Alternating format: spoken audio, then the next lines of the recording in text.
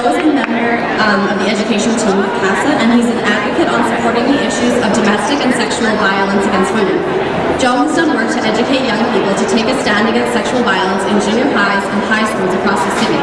He has recently spoken as the male voice for the Don't Be That Guy campaign, and most recently, Joe has been facilitating a men's group in collaboration with the University of Calgary's Women's Resource Centre on ways to deconstruct masculinity and to support men in becoming allies in ending violence against women.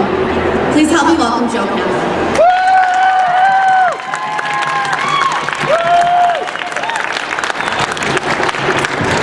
Thank you so much.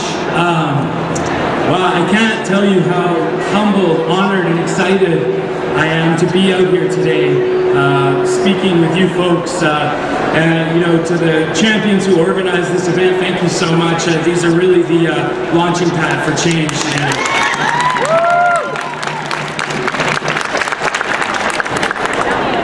So like Chelsea said, my name is Joe Campbell, and I work for Calgary Communities Against Sexual Abuse. And we are an organization that recognizes that men, women, and children can all be victims of sexual abuse.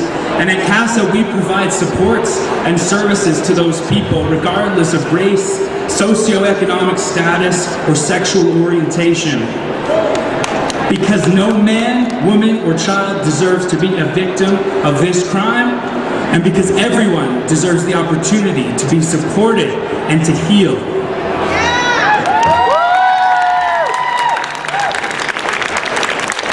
We are here today in support of 1 Billion Rising YYC, to be a part of a revolution, to raise awareness of the issues that surround domestic and sexual violence.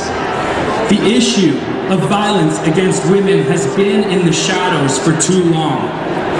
But people are working hard and have been doing so for a long time to bring this issue into the forefront where it belongs. Historically, women have been the primary driving force when working to bring awareness to these issues. But I am here today as a man speaking out against violence against women.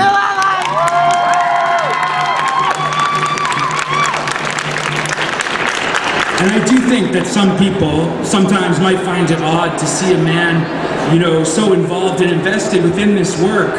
But to me, this has never been an issue of, is this a men's issue or is this a women's issue? Because ending sexual and domestic violence, that's about human rights. Ending violence against women is a human rights issue.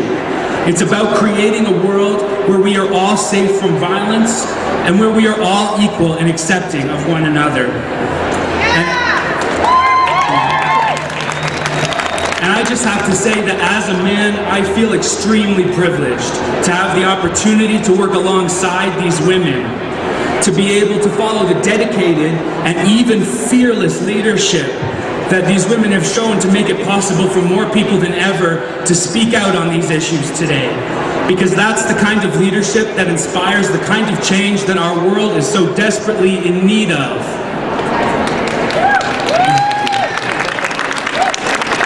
One in 3 women experience sexual or physical violence in their lifetime. That's worldwide. That's overseas, in every continent, in every country, in every city, and that's the case right here in our own backyard. 1 in 3. Think of our mothers, think of our sisters, think of our daughters, think of our friends. How many women are in your family? How many women are you friends with on Facebook? 1 in 3. That has to stop. 1 in 3 is the reason for this event. The reason we are pushing so hard for change to happen. Because too often, gone unsaid behind that statistic, and behind those numbers, is a mother or a daughter, the soul of a woman and her story. And we do hear these stories sometimes, on the news, through internet blogs, through friends and family. We hear of women who have been sexually assaulted or who have experienced domestic violence. And too often, the language used in these stories paints a very blaming and shaming picture for women. And that really skews the whole issue of violence against women. So often, the language used when talking about sexual and domestic violence offers excuses for men who choose to commit these crimes. We hear all the time how women should somehow be responsible for preventing their own victimization. These conversations have to change. We have to start looking at the messages we are sending to the women who experience violence and start focusing on the men that are committing the majority of these crimes.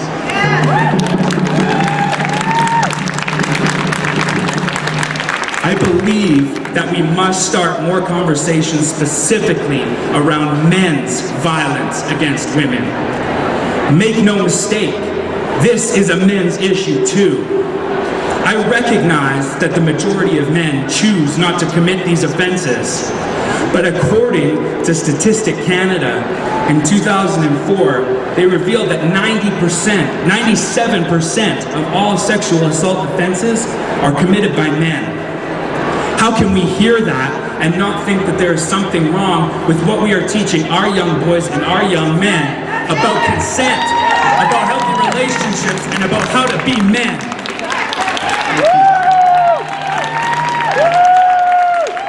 97% men need to do more to change those numbers.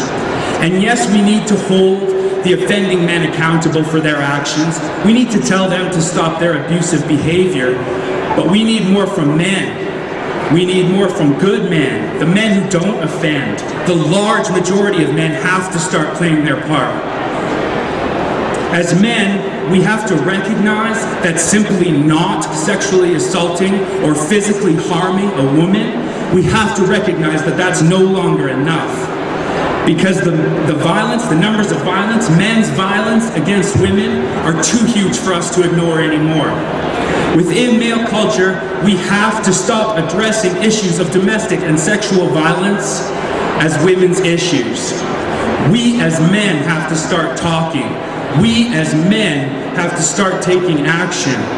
We as men have to join women and form a united front, because I am so confident that if we all can work together, we can stop this violence.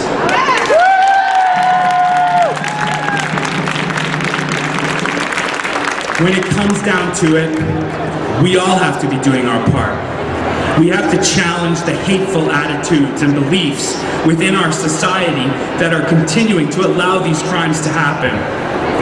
And it might not happen overnight, but I have to say that the people in this city that are working to bring awareness to this cause, the people in this city that I know who are working to support the survivors of these crimes, the people in this city who are working to bring justice to this issue, they fill me with so much hope.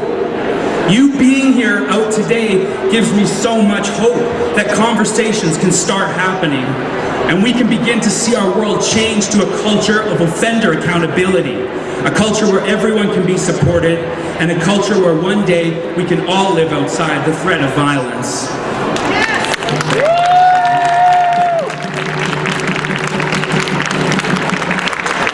I'll leave you with a quote from a very smart man, Mr. Albert Einstein, who once said that the world as we have created it is a process of our thinking.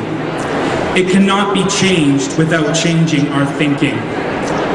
Let's join the 1 billion rising and look at ourselves and see what we can do to become more involved in the issue of violence and sexual violence against women.